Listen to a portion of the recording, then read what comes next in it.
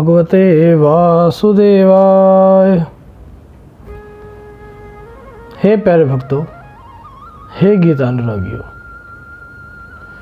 आज की कथा भूतकाल की नहीं, किसी युग की नहीं, किसी काल की नहीं। आज हम कथा भी नहीं करेंगे, आज हम करेंगे चर्चा। और इस चर्चा में व्याख्यान करेंगे श्री कृष्ण और भीष्म पितामह में हुई उस वार्ता का, जिसने भविष्य का प्रारूप रखा, जिसने एक नीति गढ़ी के भविष्य के अंदर, कलयुग के अंदर, जो आज का वर्तमान युग है, मानव अपने धर्म की रक्षा कैसे करेगा। जी हाँ, मानव अपने धर्म की रक्षा कैसे करेगा। भक्तों, कलयुग वो समय नहीं है जहाँ ईश्वर आएगा धर्म की रक्षा करने के लिए। ईश्वर तो द्वापर युग में भी नहीं आए थे। वहाँ पर भी मेरे प्रभु श्री कृष्ण ने अर्जुन से साफ साफ कह दिया था कि मैं कृष्ण हूँ, मैं सिर्फ रास्ता दिखाऊंगा, कर्म तुम्हें करना है। मैं सिर्फ मार्ग प्रशस्त करूंगा, युद्ध तुम्हें लड़ना है। मैं सिर्फ तुम्हें सही रास्ता दिखाऊंगा, चलना तुम्हें है। मैं तुम्हारे साथ रहूंगा, मैं तुम्हारा रक्षक बनूंगा, मैं तुम्हारे रास्ता दिखाऊंगा, लेकिन यात्रा तुम्हारी होगी, सहयात्री चाहे मैं रहूंगा। यही है आज की स्थिति भक्तों, यही वर्तमान की स्थिति है।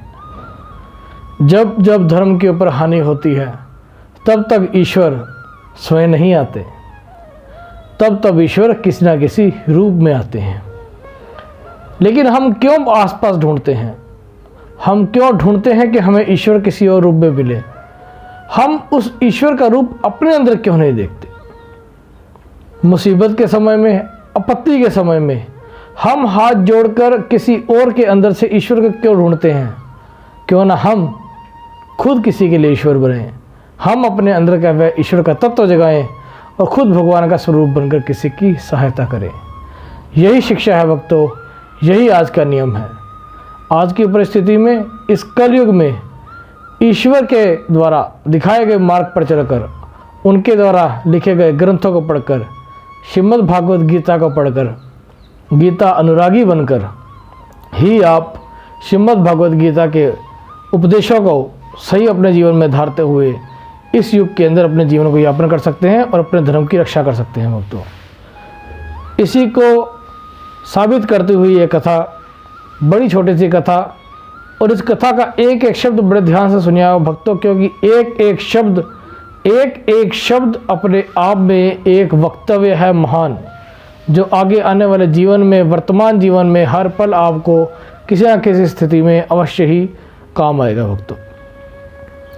ये वक्त था महाभारत के युद्ध के समाप्ति के बाद, जब संपूर्ण जगह पर, युद्ध के क्षेत्र के अंदर हर जगह लाशें ही लाशें गिरी हुई थी। टूटी हुई तलवारें, भालें, रथ, मचान गिरे हुए थे। गिद्ध और कुत्ते घबराए हुए भांति भांति की आवाज़ें निकाल रहे थे। ऐसी स्थिति के अंदर एक कोने के अंदर तीरों के ऊपर अपना शरसैया बनाए हुए भीष्म पितामह जाने किसी सोच के अंदर लेटे हुए शायद उत्तरायण का इंतज़ार कर रहे थे। तभी उनके पास मेरे प्रभु श्री कृष्ण गए। जैसे ही मेरे प्रभु श्री कृष्ण भीष्म पितामह के पास पहुँचे, उन्होंने हाथ जोड़कर भीष्म पितामह का नमन किया। जैसे ही भीष्म पितामह ने श्री कृष्ण की वह मधुर ध्वनि सुनी, तो अपने सूखे हुए होंठों से कपकपाती हुई आवाज़ में उन्होंने बोला, आओ केशव, सहसा मुझे तुम्हारा ही इंतज़ार था। आज की रात मेरे जीवन की शायद आखिरी रात है, और लेकिन अभी भी मेरे मन के अंदर काफ़ी शंकाएं हैं, काफ़ी ऐसी बातें हैं जो मेरे मन को कुचोट रही हैं, और मुझे नहीं लगता कि इस परिस्थिति में, इस पृथ्वी के ऊपर तुम्हारे सिवा कोई और है जो मेरी इन शंकाओं का हल कर सकता है। लेकिन हे केशव, पहले मुझे ये बताओ कि सभी प्रकार के बुज़ुर्गों से हीन हुए पांडव जो हमारा कुल है, उसमें युधिष्ठिर के जो टीका का होना है, उनका जो गद्दी नशीन होना है, क्या उसकी तुम पूजा करवाए हो? क्या तुम युधिष्ठिर का राज्याभिषेक कराए हो? यहाँ पर आप देखिए एक बुजुर्ग का दर्द दिखता है भक्तों, क्योंकि किसी भी परिवार में बुजुर्गों का होना बड़ा ही आवश्यक होता है। वही आपको एक धर्म का मार्ग दिखाते हैं, धर्म का सत्य का मार्ग दिखाते हैं, सही और गलत की स्थिति देखते हैं। हम अक्सर अपने दुखों में तो बुजुर्गों को याद करते हैं, लेकिन सुखों में उनको भूल जाते हैं। लेकिन सुख की स्थिति में भी उनका पास होना बड़ा ज़रूरी होता है। और जब महाभारत के युद्ध के अंदर सभी योद्धा वीर गति को प्राप्त हो चुके थे और केवल पांडव ही रह गए थे, उस स्थिति में भीष्म पितामह जी का यह सोचना अपने आप में बड़ा महत्वपूर्ण था कि अब अपने बुजुर्गों से हीन हुए पांडव परिवार के लिए सबसे बड़े सियाने और सबसे बड़े बुद्धिमान केवल श्री कृष्ण ही हैं। अब जब उन्होंने श्री कृष्ण से इस बात में पूछा तो श्री कृष्ण ने कहा कि क्या कहूँ, अब मैं तो यह भी नहीं पूछ सकता कि आप कैसे हैं। यहाँ श्री कृष्ण भीष्म पितामह की स्थिति का वर्णन कर रहे हैं कि एक इंसान जो शिरसैया पर लेटा हुआ है, जो नुकीले बाणों के ऊपर लेटा हुआ है, उससे कोई व्यक्ति किस स्थिति के अंदर पूछ सकता है कि आपकी तबीयत कैसी है, आपके हालात कैसे हैं, जबकि परिस्थिति सामने साक्षात दिख रही हो भक्तों। इस पर भीष्म कहते हैं कि एक बात बताओ केशव, तुम बड़े सही समय पर आए हो। मेरे मन में एक बात है, सच सच बताओगे? श्री कृष्ण ने हाथ जोड़ा, बोला, हे पितामह, आप आज्ञा दीजिए, आप क्या पूछना चाहते हैं। तब भीष्म पितामह ने कहा कि हे केशव, एक बात बताओ, तुम सच में ईश्वर हो ना? तुम ही ईश्वर हो ना? केशव हल्का सा मुस्कुराए। उन्होंने कहा, नहीं पिता, मैं कैसा ईश्वर, मैं तो केशव हूँ, कान्हा, आपका प्रपुत्र, मैं ईश्वर नहीं हूँ। जैसे ही केशव ने ऐसा कहा, भीष्म पितामह के मुख के ऊपर एक मुस्कुराहट बिखर गई और बड़े प्यार से बोले कि मुझ मरते हुए के साथ भी मजाक करते हो केशव? क्या अभी भी मुझे ठगना नहीं छोड़ोगे? क्या अभी भी मुझे सत्य नहीं बताओगे? तो इस पर न जाने भीष्म पितामह की इस बात के ऊपर श्री कृष्ण ने क्या महसूस किया। वह पास गए, भीष्म पितामह का हाथ पकड़ा और कहा, कहिए पितामह, आप क्या कहना चाहते हैं? तो इसके ऊपर भीष्म पितामह बोले कि हे केशव, मेरे मन में एक बड़ी शंका है कि जिस युद्ध में सभी ने अपने प्राण दे दिए, सभी ने इतना कुछ त्याग दिया, क्या जो हुआ वो सही हुआ? क्या जो हुआ वो होना चाहिए था? इस पर केशव ने पूछा, मेरे प्रभु श्री कृष्ण ने पूछा कि पितामह, ये बात आप किनके परिप्रेक्ष्य में कह रहे हैं? कौरवों के परिप्रेक्ष्य में कह रहे हैं या पांडवों के परिप्रेक्ष्य में कह रहे हैं? इस पर भीष्म पितामह ने कहा कि कौरवों के बारे में तो कुछ कहना व्यर्थ ही है, क्योंकि वो हार चुके हैं और उनका जीवन खत्म हो चुका है। लेकिन अब पांडव शेष हैं और राज्य का जो प्रभाव है, जो उसका असरा प्रबल है और राज्य की शक्ति है और जो धर्म का भार है, अब पांडवों के ऊपर है। लेकिन उस धर्म के भार को उठाने के लिए क्या पांडव अभी भी शक्तिशाली हैं? क्या इस युद्ध में उन्होंने पूर्णतया धर्म का साथ दिया है? कहीं ऐसा तो नहीं हुआ कि पांडवों के द्वारा भी कुछ अधर्मी कार्य हुए हैं? ऐसा कहते हुए भीष्म पितामह ने कहा कि दुशासन की छाती चीर देना, द्रोणाचार्य का वध कर देना, दुर्योधन को जंगा के नीचे से प्रहार करना, जयद्रथ के साथ छल करना, निहत्थे कर्ण का वध करना, क्या यह सब ठीक था केशव? क्या यह सही था? केशव मुस्कुराए। केशव ने कहा कि पितामह, मैं क्या कह सकता हूँ, मैंने तो कुछ भी नहीं किया। जिन्होंने किया है आप उनसे पूछिए। आपके सामने मैंने तो युद्ध में कुछ किया ही नहीं, मैंने तो हथियार तक नहीं उठाया प्रभु। इस पर भीष्म पितामह फिर मुस्कुराए, बोले, केशव, तुम अभी भी मुझे छलना नहीं छोड़ोगे ना? अभी भी मुझे ठगना नहीं छोड़ोगे? अरे अब तो बता दो, मुझे पता है तुम ईश्वर हो, बताओ ना सत्य क्या है, क्या सही है, क्या गलत है। तो ऐसा कहने के बाद मेरे प्रभु श्री कृष्ण ने जो कहा, बड़ा ध्यान से सुनने वाली बात है भक्तों। वो कहते हैं कि सुनिए पितामह, कुछ बुरा नहीं हुआ और जो भी हुआ सब नैतिकता के प्रभाव के अंदर हुआ, कुछ भी अनैतिक नहीं हुआ। जब ऐसा श्री कृष्ण ने कहा उन्होंने कहा कि हुआ वही जो होना चाहिए था प्रभु।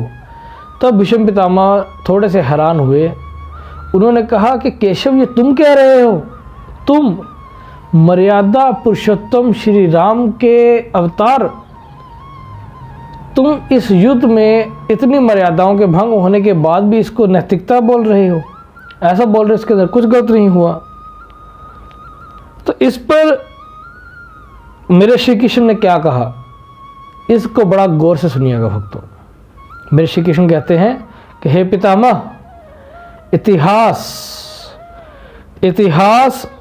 केवल शिक्षा देने के लिए होता है पितामह, लेकिन वर्तमान में क्या करना है यह परिस्थितियां इसका निर्णय लेती हैं। ये परिस्थितियों के आधार पर होता है कि वर्तमान में क्या निर्णय लिया जाता है। इतिहास में क्या निर्णय लिया गया यह सीखने के लिए अच्छा है, शिक्षा लेने के लिए अच्छा है, पढ़ने के लिए अच्छा है, लेकिन वर्तमान में किस स्थिति के अंदर क्या निर्णय लिया जाना चाहिए वह केवल परिस्थिति, उस समय की एग्जैक्ट परिस्थिति ही इस बात का निर्णय लेती है। प्राचीन काल में क्या हुआ था क्या नहीं हुआ था उस समय में कुछ मायने नहीं रखता।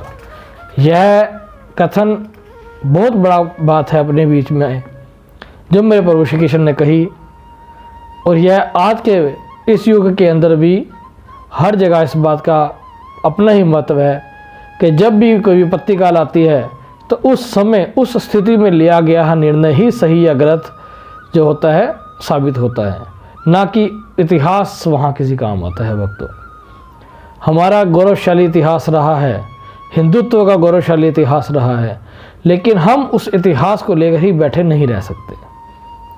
हमें ज़रूरी है आज की स्थिति के अंदर अपने गौरवशाली इतिहास को अपने पास समीपते हुए भी आज की वर्तमान स्थिति में अपने धर्म की सेवा करें और आज के अनुसार निर्णय लें। हर युग में मेरे प्रभु श्री कृष्ण कहते हैं कि हर युग अपने तर्कों और अपनी अवस्था के अनुसार अपना नायक चुनता है। हर युग की परिस्थिति अलग थी, इसलिए हर युग का नायक अलग था, हर युग के नायक का चरित्र अलग था। राम त्रेता युग के नायक थे। मेरे प्रभु श्री कृष्ण कहते हैं कि श्री राम त्रेता युग के नायक थे और मेरे ही से द्वापर आया। हम दोनों का निर्णय एक जैसा कैसे हो सकता है पितामह? यहाँ पूरे के पूरे युग का अंतर है। यहाँ पर भीष्म पितामह हल्की सी सोच में पड़ गए। बड़े विनम्र भाव से उन्होंने कहा कि हे केशव, मुझे ये बात समझ नहीं आई, कृपया विस्तार में समझाइए। तब मेरे प्रभु श्री कृष्ण क्या कहते हैं? वो कहते हैं कि राम और कृष्ण इन दोनों की परिस्थितियों में बड़ा अंतर है पितामह। श्री राम के युग में खलनायक भी रावण जैसे महान शिव भक्त थे, महान धर्म ज्ञानी थे। रावण जैसी नकारात्मक शक्ति के परिवार में भी विभीषण जैसे संत हुए। बाली जैसे खलनायक के घर में भी देवी तारा जैसी विदुषी स्त्रियां उपलब्ध थी और अंगद जैसे उनके सज्जन पुत्र थे। और उस युग में खलनायक भी धर्म का ज्ञानी था। और अब मेरे युग को देख लीजिए प्रभु, मेरे युग में मुझे कौन मिला? कंस, जरासंध, दुर्योधन, शकुनी, दुशासन, जयद्रथ जैसे महाघोर पापी अधर्मी, जिनका धर्म से दूर दूर तक कोई लेना देना नहीं है, जिन्होंने धर्म का कोई ग्रंथ नहीं पढ़ा, कोई पाठ नहीं किया, जिनका कोई ज्ञान नहीं है और पूर्णतया नास्तिक होकर वह अधर्म के कार्य में लगे हुए हैं। उनकी समाप्ति के लिए हर छल उचित है, क्योंकि वह खुद भी छल का ही जो है प्रपंच रचते हैं। जो धर्म से युद्ध करेगा उसके साथ धर्म से युद्ध किया जाएगा, जो छल से युद्ध करेगा उसके साथ छल से युद्ध किया जाएगा। पाप का अंत आवश्यक है पितामह, पाप का अंत आवश्यक है पितामह, वह चाहे जिस भी विधि से हो। ये मेरे श्री कृष्ण के शब्द हैं कि पाप का अंत आवश्यक है, चाहे विधि कोई भी हो। जैसा आपका दुश्मन है वैसी ही विधि से उनका अंत किया जाता है। तो इस पर भीष्म पितामह हल्की सी शंका में आ गए। उनको भविष्य की चिंता सताने लगी। उन्होंने कहा कि हे केशव, क्या तुम्हें नहीं लगता कि तुम्हारे ये निर्णय आने वाले भविष्य में गलत संभावनाओं को जन्म देंगे? लोग इससे गलत शिक्षा लेंगे, अधर्म के मार्ग पर चलेंगे, छल करेंगे, कपट करेंगे। क्या छलों का अनुसरण नहीं होगा? क्या ऐसा अगर होगा भविष्य के अंदर तो क्या वो सही होगा? क्या वो उचित होगा? तो मेरे प्रभु श्री कृष्ण मुस्कुराए, क्योंकि वो तो सर्वज्ञ ज्ञानी है। मेरे प्रभु श्री कृष्ण ने कहा कि हे पितामह, आपको बिल्कुल भी ज्ञात नहीं है आने वाला भविष्य इससे भी कहीं अधिक नकारात्मक होगा पितामह। कलयुग में तो इतने से भी काम नहीं चलेगा जो हमने यहाँ पर किया धर्म की रक्षा के लिए। कलयुग में यह भी कम पड़ जाएगा पितामह। वहां मनुष्य को कृष्ण से भी अधिक कठोर होना होगा, नहीं तो धर्म समाप्त हो जाएगा। जब क्रूर और अनैतिक शक्तियां सत्य और धर्म का नाश करने के लिए आक्रमण कर रही हो तो नैतिकता अर्थहीन हो जाती है पितामह। तब ये ज्ञान की बातें किसी कार्य नहीं आती। उस समय कार्य आता है, उस समय किया गया आपका नीतिबद्ध युद्ध, आपका प्रतिरोध, उस स्थिति में आपके द्वारा किया गया कार्य। जब दुश्मन आपके ऊपर हमला करता है तो आप उनको ज्ञान नहीं देते, आपको उसका प्रतिकार करना होता है। और आने वाला युग कलयुग धर्म के लिए बहुत ही खतरनाक होगा।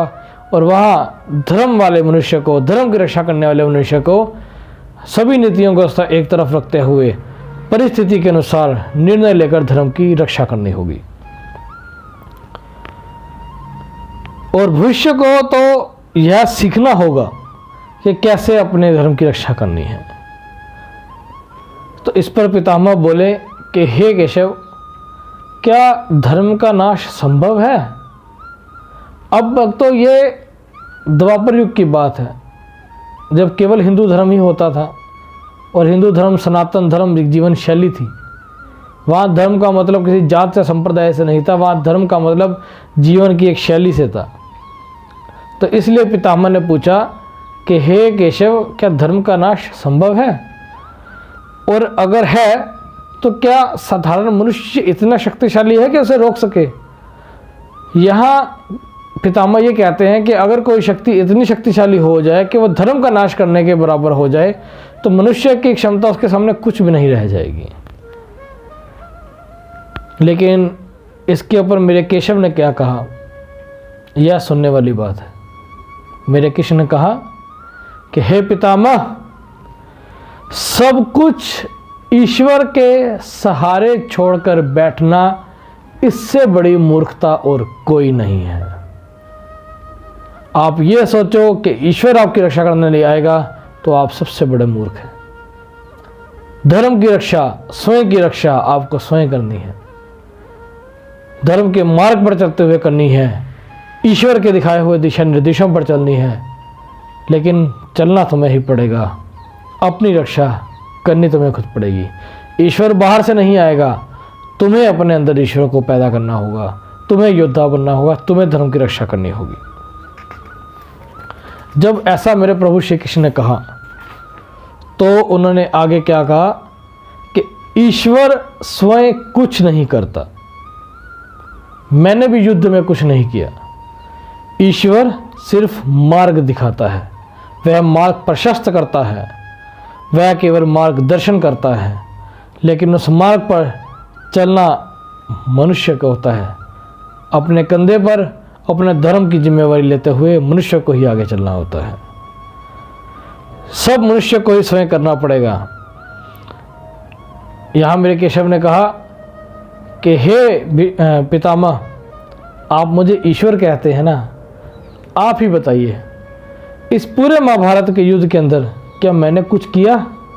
मैंने हथियार उठाया मैंने लड़ाई लड़ी नहीं। तो बताइए कि मैंने इस युद्ध में कुछ किया क्या? सब पांडवों को करना पड़ा, और यही नियति की प्रकृति का विधान है। युद्ध के प्रथम दिन ही मैंने अर्जुन को कह दिया था, और यही परम सत्य है कि करना तुम्हें पड़ेगा, मैं सिर्फ मार्गदर्शन करूंगा। यह सुनने के बाद भीष्म पितामह जी के मन में काफ़ी संतुष्टि हुई। वो थोड़ा थक गए थे, उनकी आंखों में नींद आने लगी। उन्होंने कहा, चलो कृष्ण, आज की रात्रि इस धरा पर मेरी अंतिम रात्रि है, कल संभवतः मुझे चले जाना है। अपने इस भक्त पर कृपा करना कृष्ण, मुझे अपनी कृपा में रखना। मेरे प्रभु श्री कृष्ण ने भीष्म पितामह की वह स्थिति देखी, अपने मन ही मन में कुछ कहा और भीष्म पितामह को प्रणाम कर लौट चले। युद्ध भूमि के उस डरावने अंधकार में, उस डरावनी स्थिति में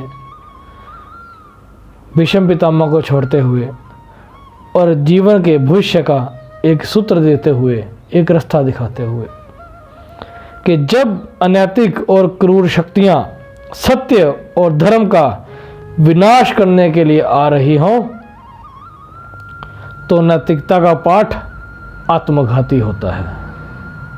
उस समय धर्म की रक्षा करना आपके ऊपर है। धर्मो रक्षति रक्षिता, धर्म की रक्षा करने वाले की ही धर्म रक्षा करता है।